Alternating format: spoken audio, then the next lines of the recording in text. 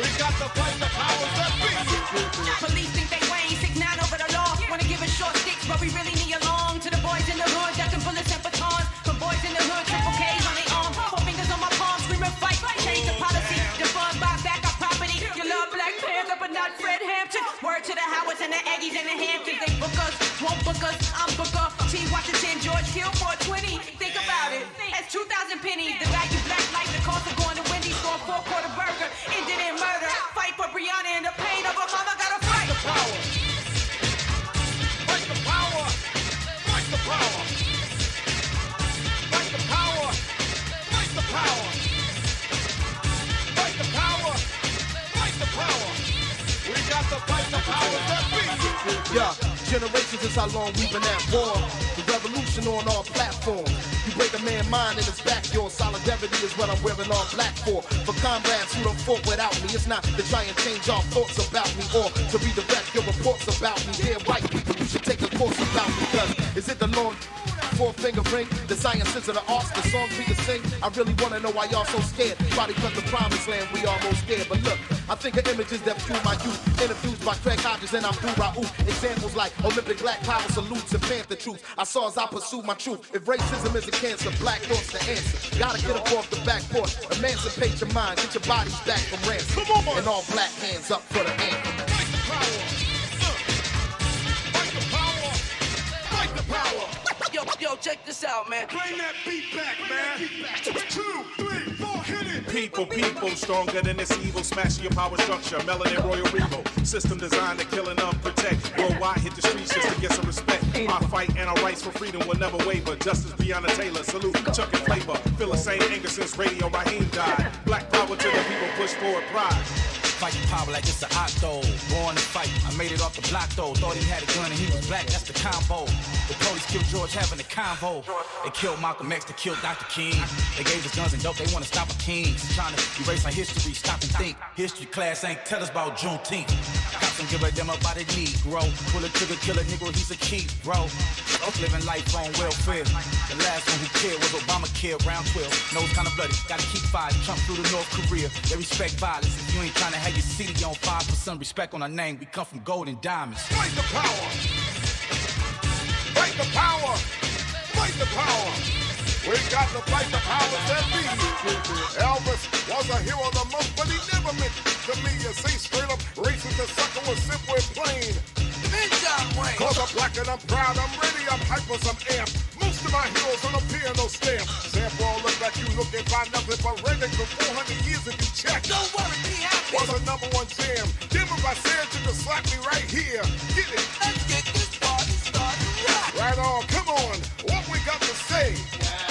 Power to the people, know the lay. Make everybody see. In order to fight the powers that be.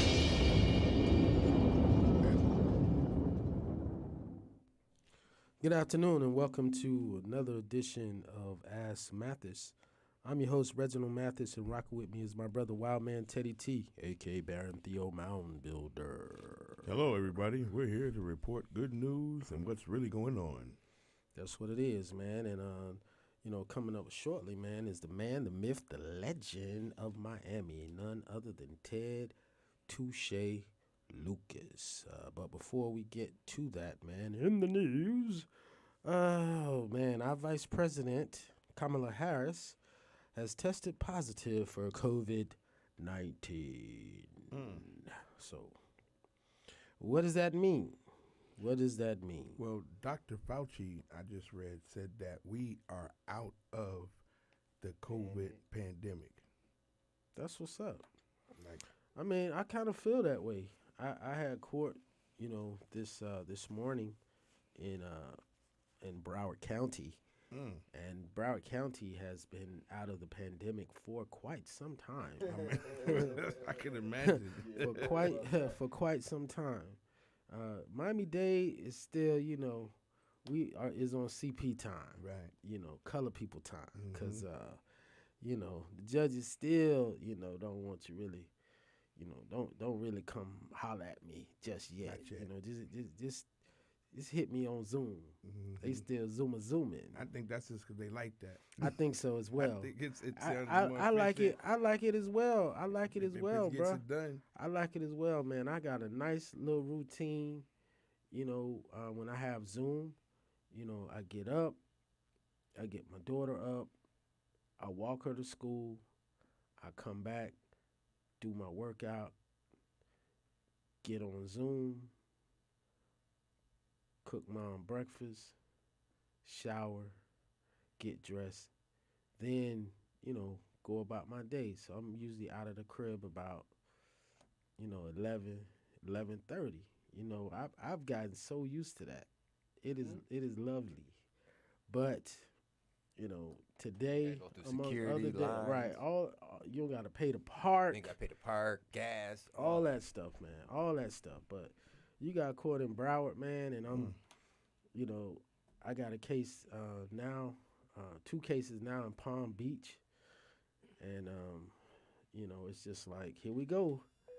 You know, whether or not, you know, it still feel like, I guess, before the first day of school, you know, like when you first get back to school in college, man, where you don't really start till after Labor Day.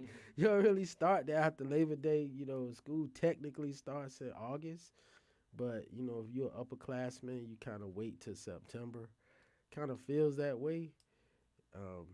But Broward, man, they full on. They full on wide open. It's Broward County.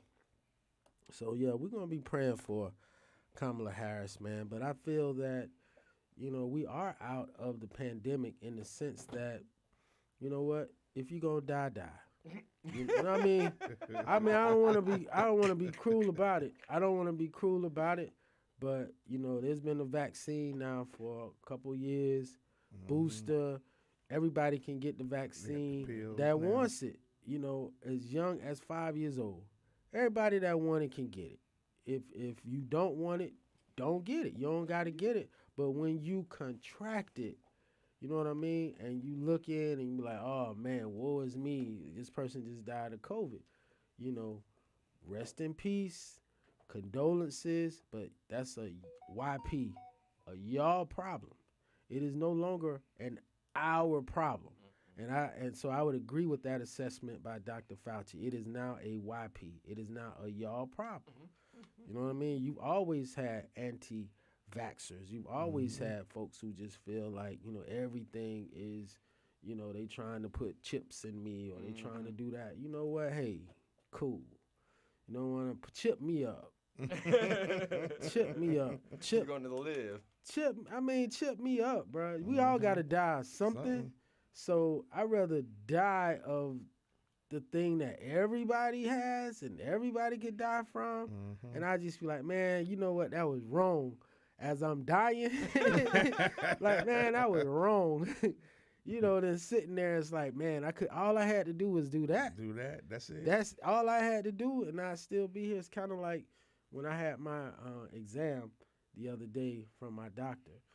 And my doctor was like, you know, during the pandemic, I guess you kind of skip that old colonoscopy.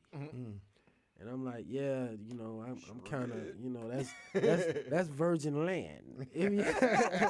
That's virgin land. Oh, bam.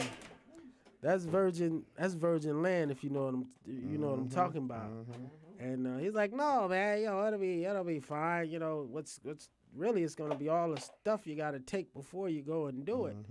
But then he said it to me like this, Teddy. He said, you know, when you have this colonoscopy performed, if we find a little polyp,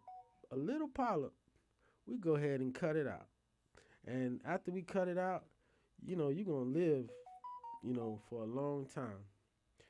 If you don't have that colonoscopy, that little polyp will develop to the point that once it's seen, you have 6 months to live. Wow. That's how I think of So COVID. the polyp will turn into like colon cancer. That's how I think of the vaccine. You know, an ounce of prevention is worth a pound of cure. I mean, that's how we did it. Me and Newkirk, we talked about it. I said, Mathis got his. I said, I got Nick got his. Like, we gonna wait. Let's see if they got Yeah, ears growing out their head. We talked every through the day. neck. You know what I'm saying? Mathis, they had no problems yet. My uncle ain't called me. I think we can go ahead and go on and do it, if man. Teddy T boosted, you know what I mean? Like, I don't know what to say. I ain't boosted yet. Well, Teddy T got the vaccine. I don't know what else to say as far as living proof, because Teddy T is the poster child for anti-everything. Anti-everything. So, you know what, to each his own, but I agree, man. It's time to move on. It's time to move on from that. You know, of course, what we got going on right now, they're saying that this Omicron variant, you know, it is less lethal, but it is highly more contagious. You know, so, you know, it's easy to get, easy to contract. So what's going to end up happening with people not wearing masks, people not social distancing, and just partying and smoking and passing blunts and, you know, doing things that people do, the chances that, you're going to pass it to someone or someone's going to pass it to you, if you vaccinated as well as boosted, you're going to keep it moving. You might come in and be like, man, I got a little sore throat. The person you sharing the blunt with, you like, bro, I ain't seen you about 3 months, dog. I almost died. Oh, wow. You like, for real? Man. It's like, man, I thought my throat was a little scratchy. But that's the new norm. That's the new reality. So, you know, I don't see, you know, the emergency signals, you know, the bat signals flying about Kamala Harris. You know, I think they just like, you know, we just gonna keep it moving with that, man. So shout out to that. But here's the thing, man. I don't know if you guys knew, but I was talking to someone in court, and they were telling me they're married to a woman from Ukraine. You know, good friend of mine. And so I ran into him, and we started talking. And I was like, "Yo, man, how's the family?" He's like, "You know, family's doing really, really well." And he was like, "I had some that went to Romania," and he was telling me, and some went to Belgium. And he was like, "You want to know something about Belgium?" And it sounded like the Mario boat lift all over again. And for those of you who don't recall what the Mario boat lift is, we're talking about, you know, when Castro, you know, basically the beginning of Scarface. You know, the beginning of Scarface, the backstory behind Scarface is Castro, you know, just open up all the jails and all the prisons and just sent, you know, everybody to Miami. And what happened, and we're living proof of it now, being over here in Hialeah, you see what happens when the country wants you and the country's down with you. You know, really gave, you know, that 40 acres and a mule that was promised to the brothers, you know, skipped us and went to, you know, our Cuban friends.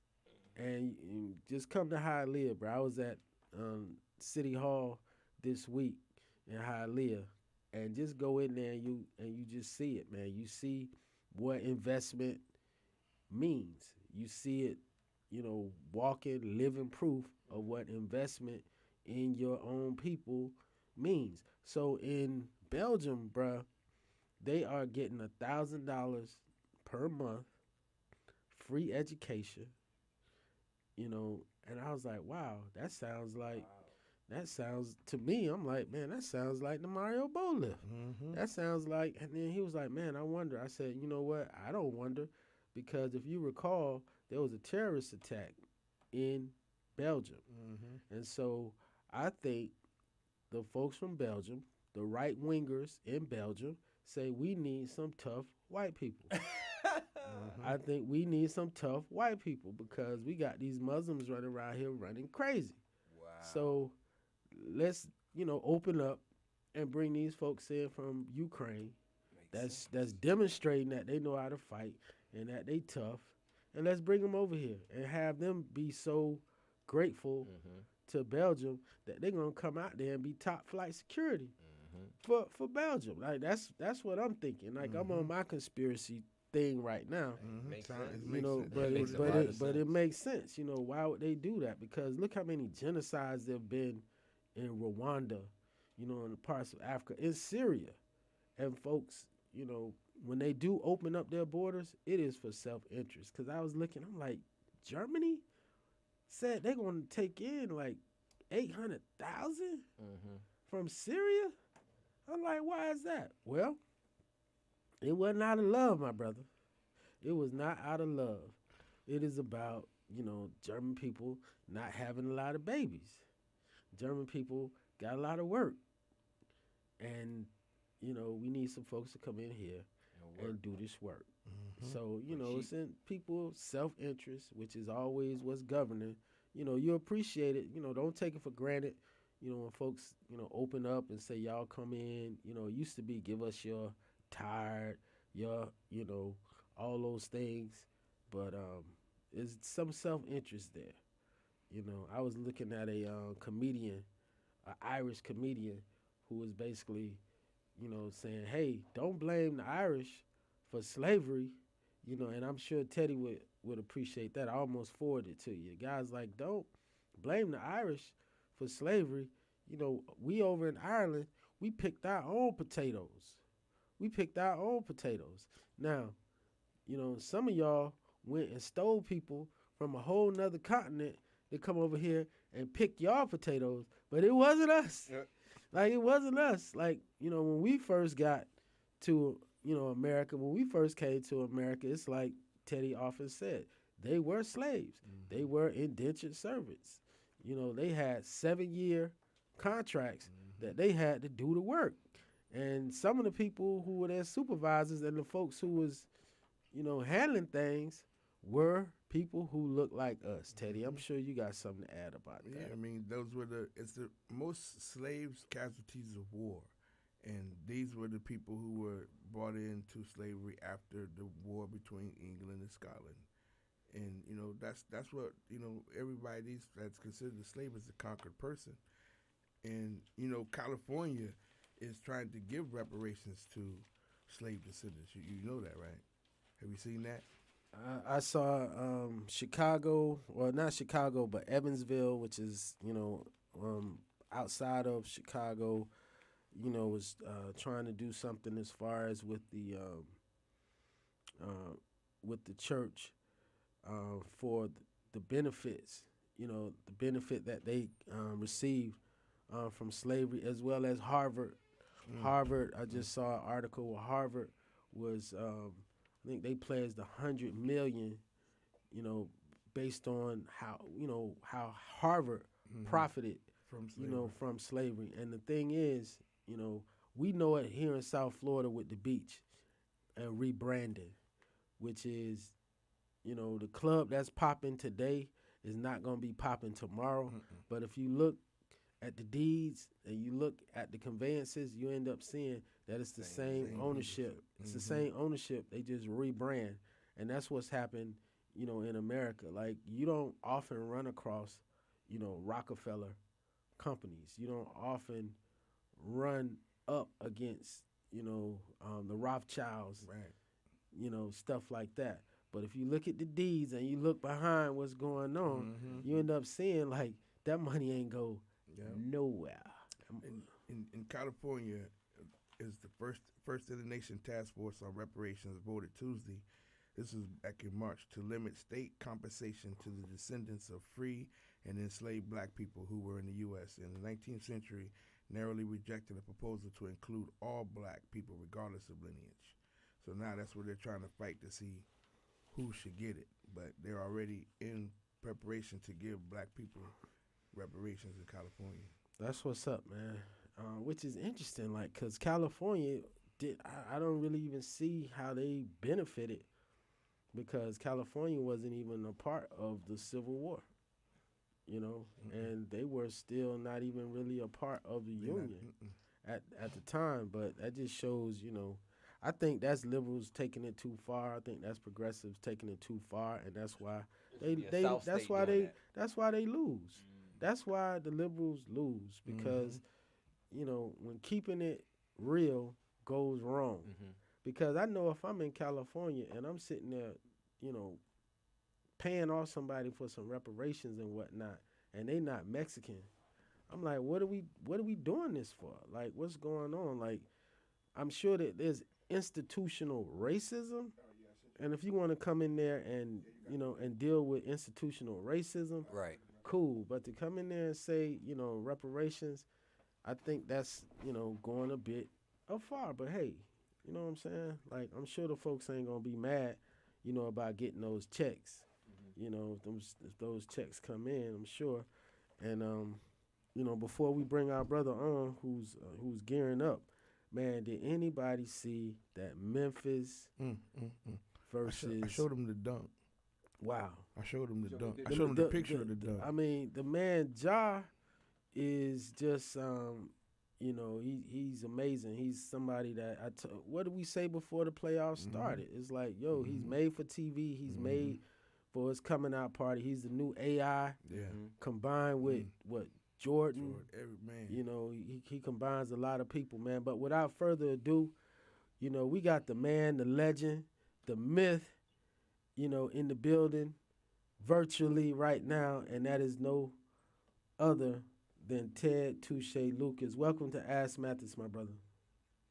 Thank you for having me. Appreciate it. Oh man, long time, man. Huge fan, and some certain things are better left unsaid. But when I tell you that there are principles and there are things that I live with to this day that I learned from this brother right here. He knows what it is, man. And I ain't gonna go into details, but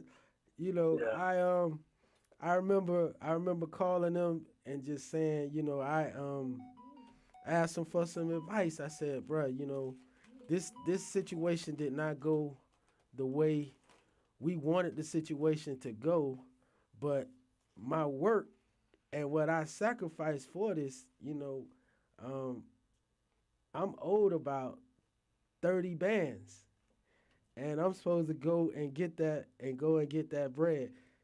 Ted, you remember what you told me? I remember the conversation. I don't remember the answer right now, but I do remember that conversation. He said, bruh, don't take that money from that man. He said, don't take that money from that man. And when I went there, to do the debriefing from the event, what went right, what went wrong, everything that happened and whatnot, and dude pulled out the checkbook, and me and my family certainly could have used it because I would basically shut down my practice for like a month and a half to handle this business. And when he came to write that check, I said, "No, bro, I can't charge you. I can't charge you." And that's maybe 20 years ago. And me 20 years ago.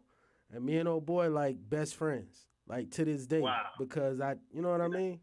But that's something I always tell that story to folks. It's good when you tell stuff to people about people when they not around. And that's one of the things I've always said about Ted Touche Lucas, man. He is definitely he's a great brother, man, and he's a mentor to many. And I just want to say thank you publicly, for instilling that in me. And I've learned so many things from you, man, to stay in my lane. I learned from him, just in terms of like how he was, getting things popping with Slip and Slide, and how he told me how he started off as a promoter and losing money and putting this investment in. And once he found success in the music thing and he had these opportunities to do all these other things, he was like, you know what? I know my circuit. I know my lane, and that's what I'm going to do. And and he's parlayed that in so many great things. And Teddy T, I don't want to steal your thunder, man, but, go ahead, brother. I mean, it's... Hey, I appreciate that, though. Yeah.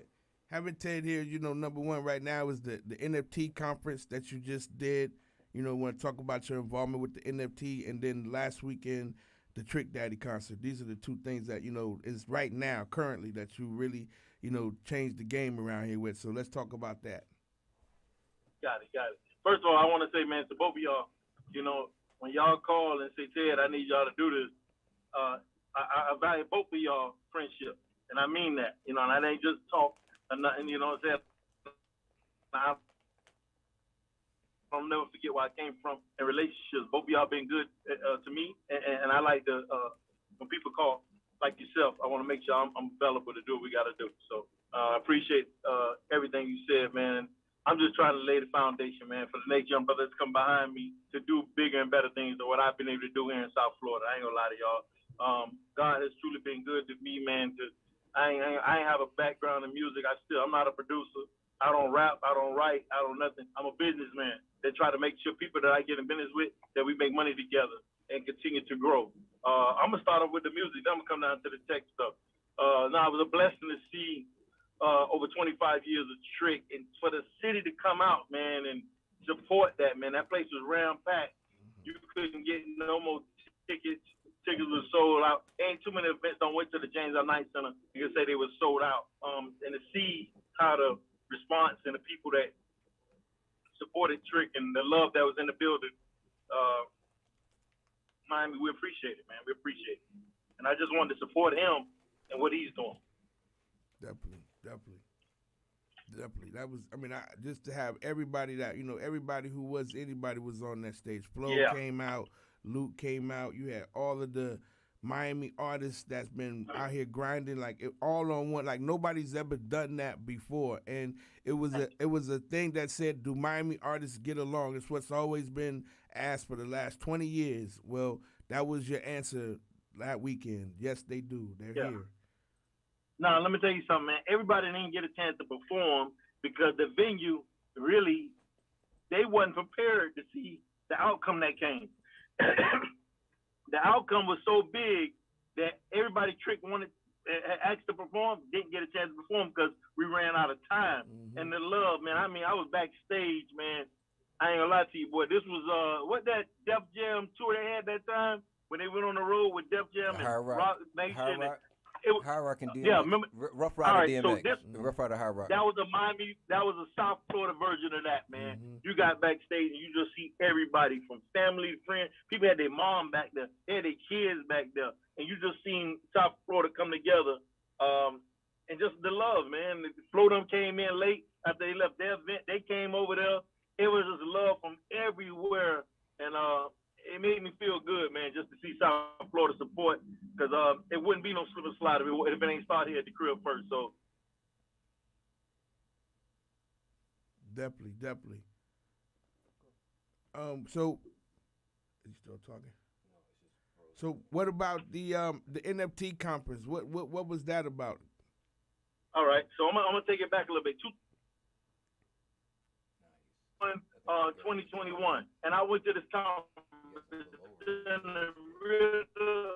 It's in the middle of Wynwood, what I really call old town, but they named it Wynwood now. It's in Alapata. There you go.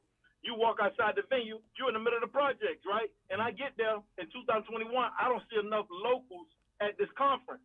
And I'm saying it's over 20,000 people at this conference and no locals. And then besides no locals, you don't see enough people that look like me and us in this conference. And that bothered me. So I went down to the city of Miami to sit down with Mayor Suarez, and I told him, listen, I hear all these great things happen here in South Florida for the tech space, but I got to find out how do we bridge this gap to make sure people here in South Florida is a part of this, and I sat down with him. I told him I wanted to do this NFT conference, and we put a group together. I tell everybody, you got a Latin brother there, you had a black brother there, and you had a white Hispanic brother there, and all of us came together to put on this Miami NFT conference that had 5,000 people on Friday, 5,000 people on Saturday, 4,000 people on Sunday.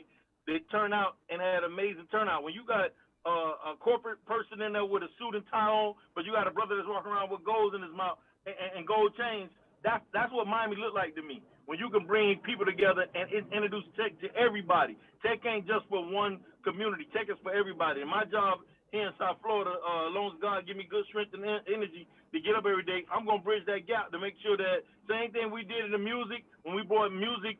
Luke did an amazing job before I came along to help Two Live Crew, JT Money, everybody do what they got to do. Then by the grace of God, I was able to come along and help Trick Clouds, just to name a few, help them with this. I want to do that same thing in the tech space, man. I think it's a smart young kid out of Liberty City. It's a smart young lady out of Opelika. It's a brilliant young lady out of Miami Gardens. It's a smart young man out of Highland.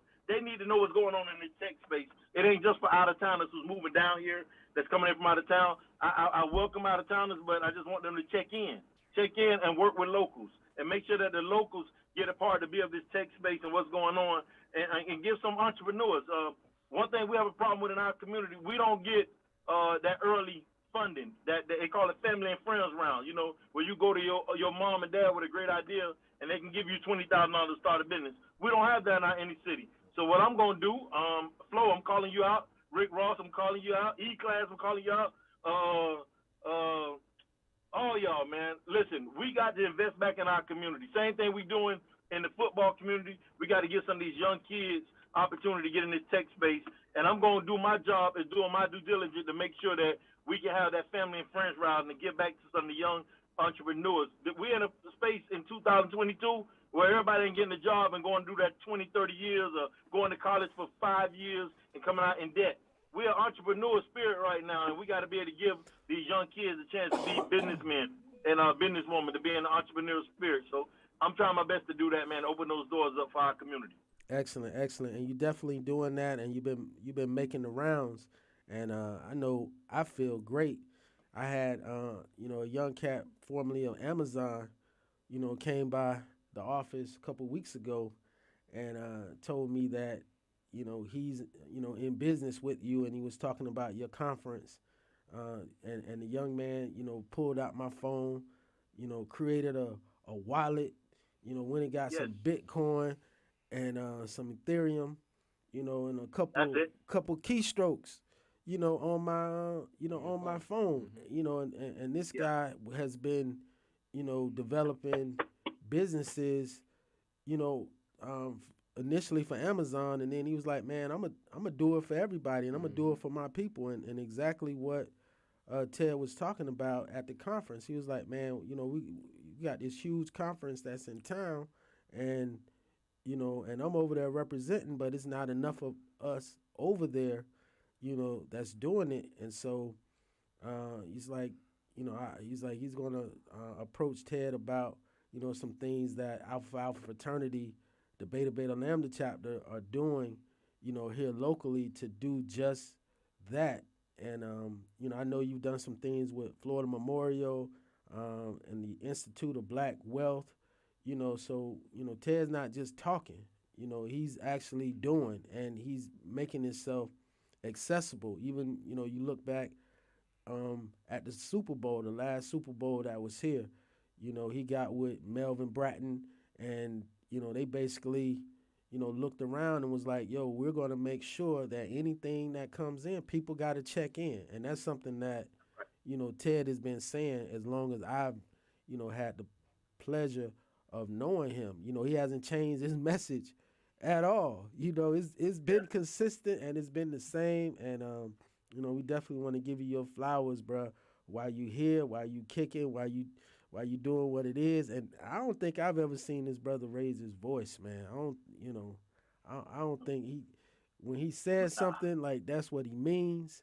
He means what he says, and that's that, bro. We just down here in South Florida, man, you got all these carnival barkers. You got all these people, man, that's coming out here and just saying they gonna do this, they gonna do that, or whatever. And the cameras go and they gone. Ted's not one of those guys, man. And so thank you for being on the Ask Mathis show. Thank you for everything that you're doing, brother. And we just you just need to put you out there more. I know you're not asking to put yourself out there, but we need to put you out there, because on the Mount Rushmore of this Miami music thing is Ted Touche Lucas. Man, how did you get the Touche, bro? Can you tell us where the Touche came from? Yeah. All right, so listen, man, I ain't gonna tell no lie, man. growing up here in Carol City.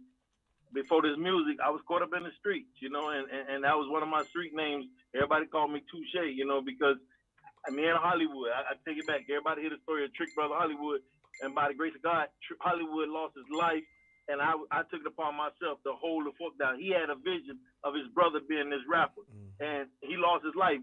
The vision didn't stop.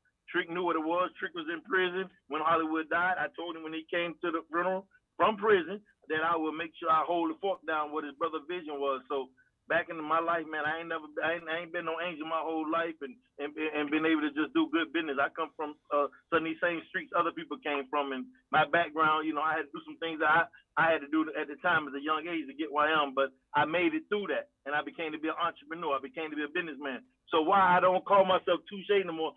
People that know me from Touche, that's the streets.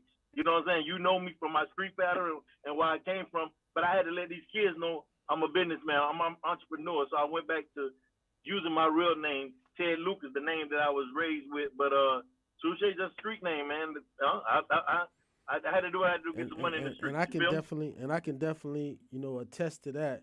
And I just remember, man, every conversation, you know, that we've ever had, and to see what you've done and the transformation, and then to see others do it, you know, which is, whether y'all know it or not, Ted was one of the first people that I knew to remove goals. I didn't even know you could do that. I didn't even know you could do that. I didn't even know you could do that.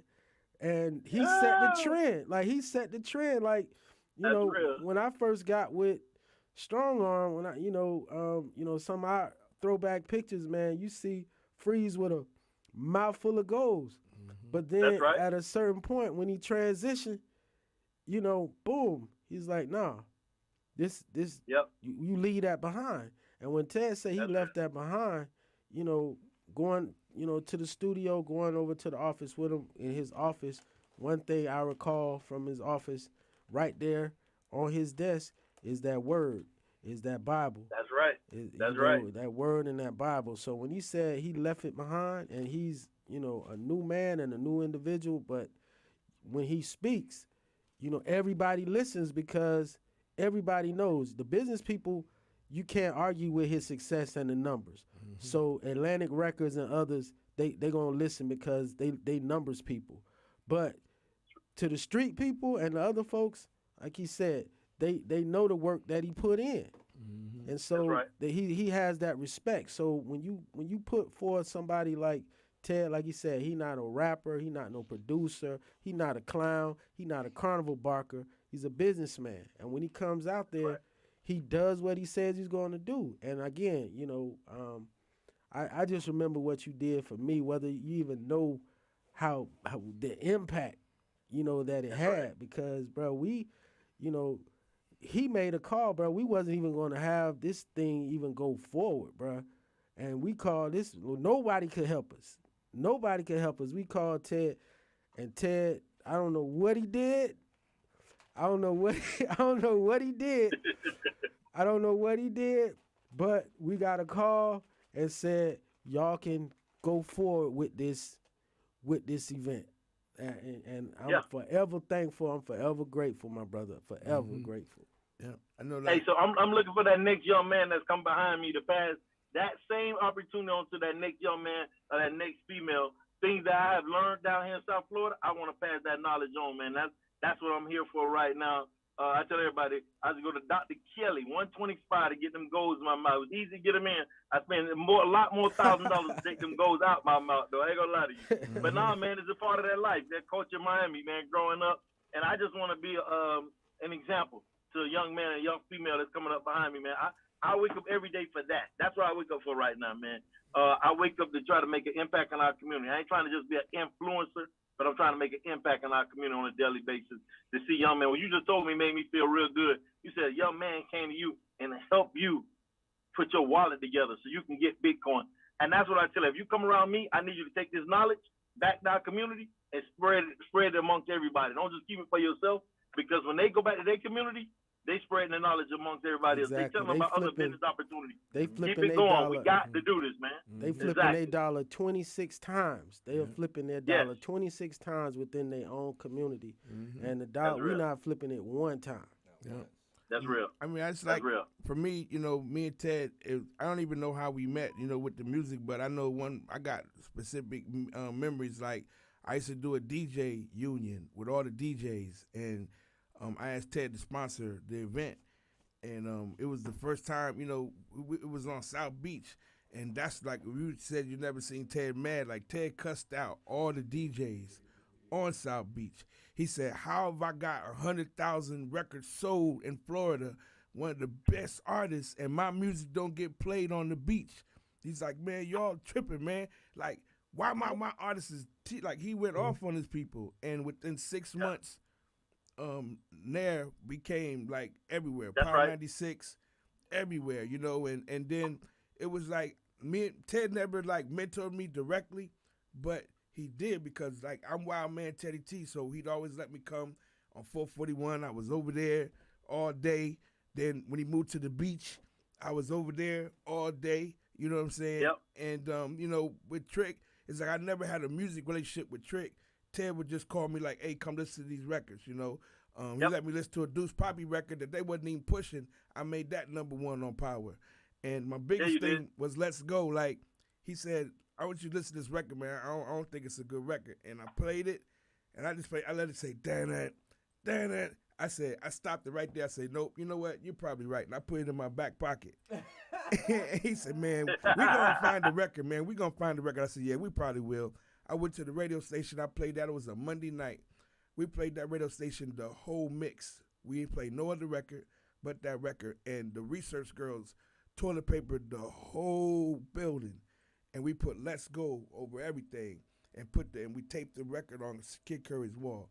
And Kid Curry came to work the next day. He said, man, just put that record in, because if these kids did this to this, I know that's a hit record. And, you know, I was there. I was at the video shoot the whole day. Then Ted called me like, hey, man, you ain't in the video, man. You're the reason why this record is a success. You got to be in the video, you know. And it's like, I could just say you know, because watching Ted work, I would be there. You know, I was always around, but it's like it helped evolve me as a business person to do things, because Ted would always sit down like, look, we're going to do it like this and that. And I'd be like, man, like, for somebody who not to have any music experience, that's why I understood that business is way more important than music, you know, because the business will always keep music going. But without business, there's no music, you know. And I just applaud you for, you know, still being here, developing a new artist. Mike Smith is doing his thing. I see you gave out chains at the who's the new artist that you gave a chain to? I don't know him. I need his music. I got you. I'll make sure you get Baby J is one of them, and an artist by the name of Tyte, Tyte. We got him as well. So got 2 new artists out of Florida, man. I'm still giving that platform. I still do music. I still do music. I want to provide that platform to young individuals that's coming up and let them get the support that they need to get their music out to everybody. I'm still doing that. I'm going to continue to support artists as well in the music space and help them any kind of way I can to help them grow their career. That's what's up, man. We got the great Ted Lucas, you know, here on Ask Mathis, man, and you know, it's I mean, what can you say when you have a living legend?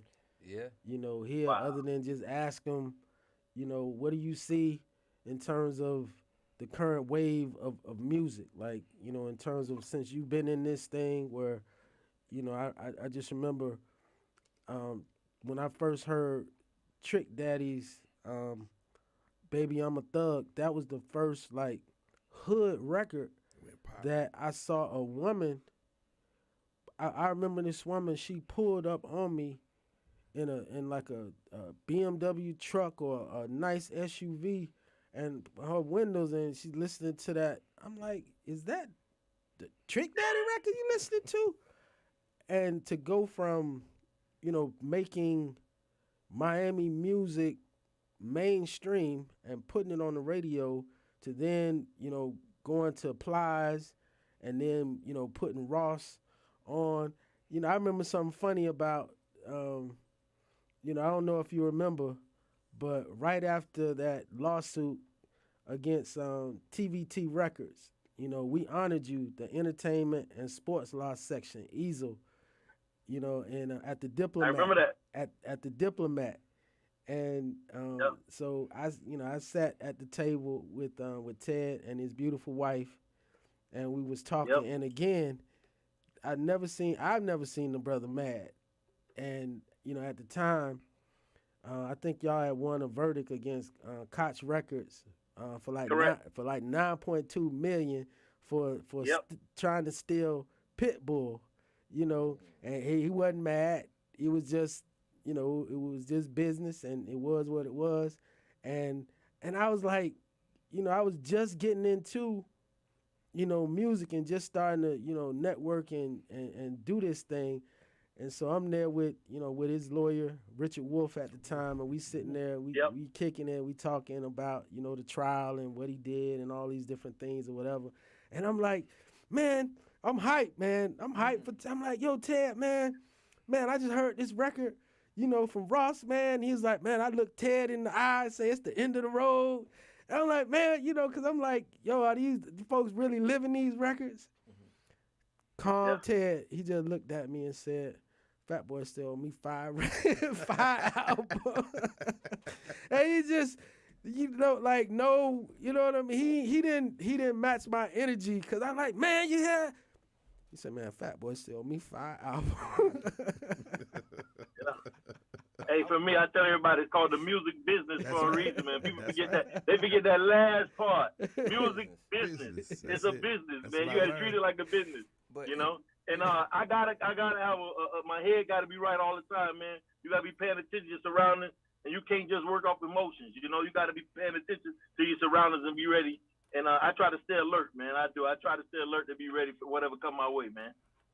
That's all. Recently, in the interview with Ross, he said that he had just came and thanked you, and he understood why, I guess going on what he's going on with Meek Mill right now. He said that he understood, as a business now.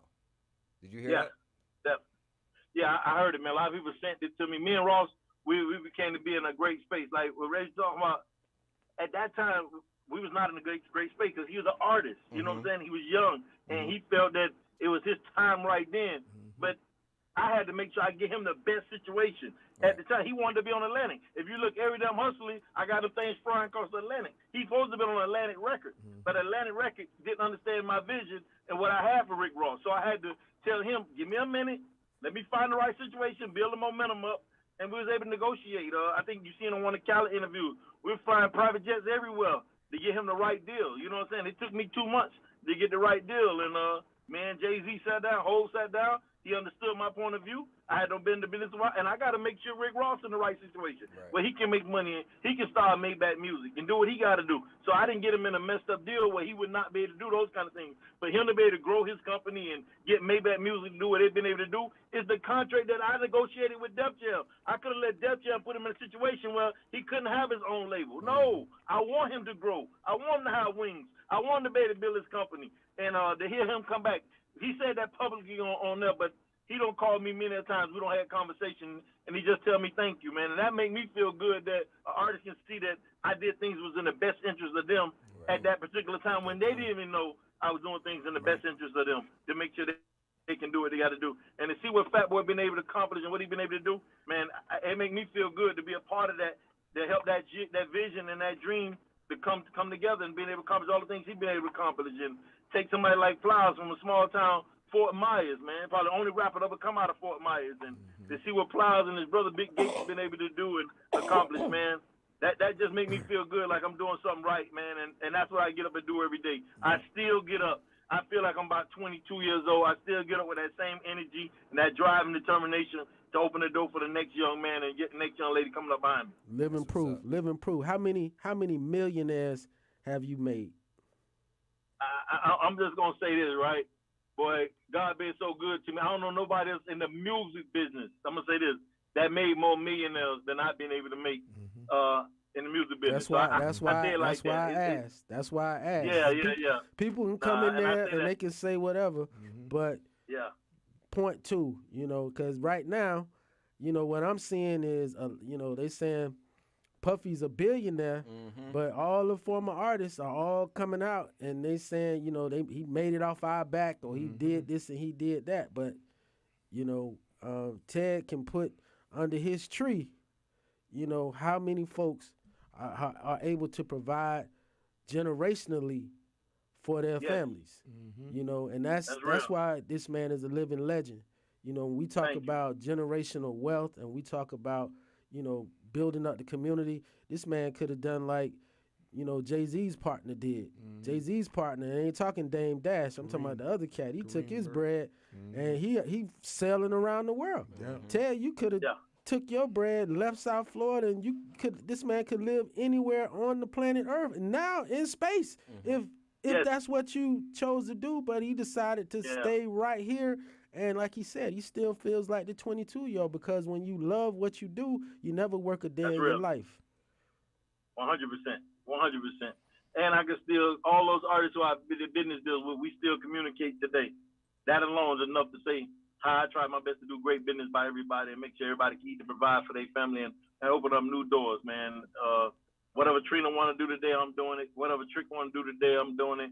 Plies call, Ross, any of them, and they know it. And we got business deals in the makings right now. I don't like to say what it is until it happens, but me and Ross got some deals on the table right now. Me and Trick got some deals on the table right now.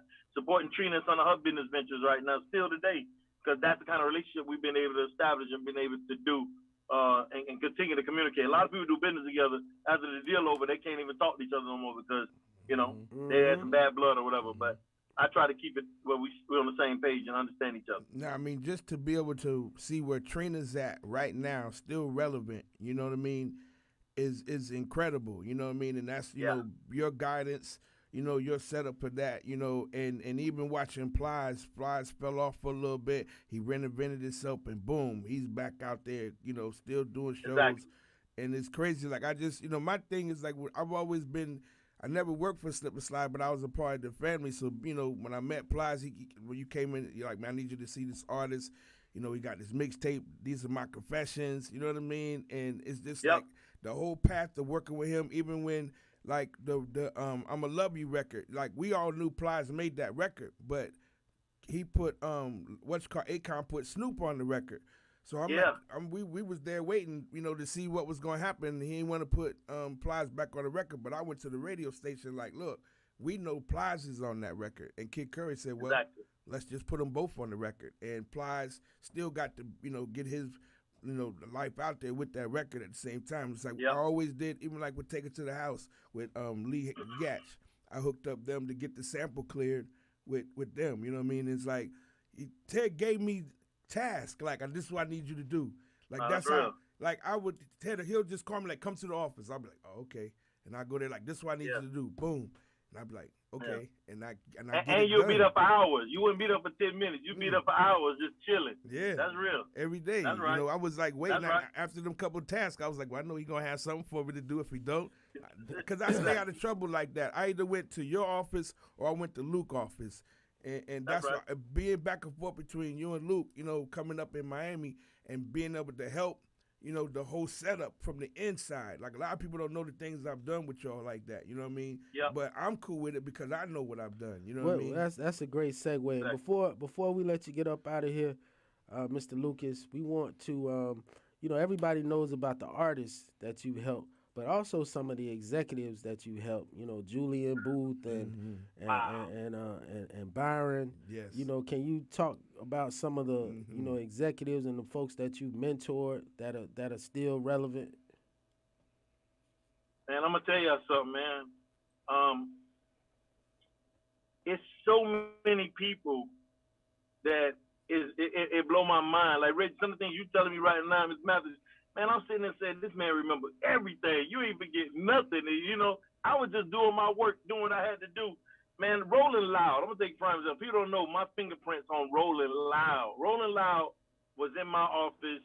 One of my employees, Piz, he Young Money. Executive team over there. Young Money. Something like that. That simple is that was done in my office, and he had a vision of doing it. Yeah. I supported them, and they went on and did what they got to do. And it's so many executives that I mean, attorneys, man. I hired intern attorneys while they was in school at UM, where they would come and do documents at my office before I send it to my New York attorney, or before I send it to Richard Wolf, or before I send it to David Bergeson, or before I send it to my LA attorney.